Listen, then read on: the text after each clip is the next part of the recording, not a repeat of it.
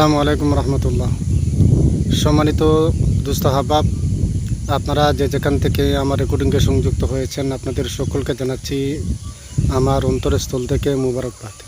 তো সম্মানিত দর্শক, আজকে আমি গুরুত্বপূর্ণ কয়েকটি কথা আপনাদের সাথে শেয়ার করার জন্য আপনাদের সামনে হাজির হয়েছি। তো সম্মানিত বন্ধুগণ, আপনারা জানেন আমাদের বাংলাদেশে বিশেষ করে ঢাকা বিশ্ববিদ্যালয় নামাজ পড়তে গেলেও অনুমতি লাগে। তো আপনারা জানেন গত 2 দিন আগে আমাদের বাংলাদেশের ঢাকা বিশ্ববিদ্যালয়ে সালাতুল ইস্তেসকার নামাজ পড়ার জন্য তারা প্রস্তুতি গ্রহণ করেছিল, কিন্তু দেখা গেছে বিশ্ববিদ্যালয়ের যে শিক্ষক, মুসলমান শিক্ষকের পক্ষ থেকে তাদেরকে নামাজের অনুমতি দেওয়া হয়নি। এর চাইতে দুঃখজনক আর কি হতে পারে আমাদের বাংলাদেশে, যেহেতু আমাদের বাংলাদেশে প্রায় শতকরা 92% মুসলমান বসবাস করছে।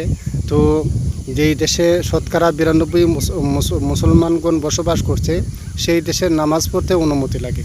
তো সম্মানিত দর্শক, আপনারা জানেন আমরা কোন দেশে বসবাস করছি। তো সুতরাং আপনারা প্রত্যেকে যার যার জায়গা থেকে এর প্রতিবাদ করুন।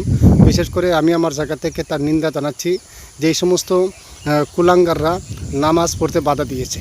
তো সম্মানিত দর্শক, আজকে পর্যন্তই। আপনারা ভালো থাকুন, সুস্থ থাকুন। আসসালামু আলাইকুম ওয়া রাহমাতুল্লাহি ওয়া বারাকাতুহু।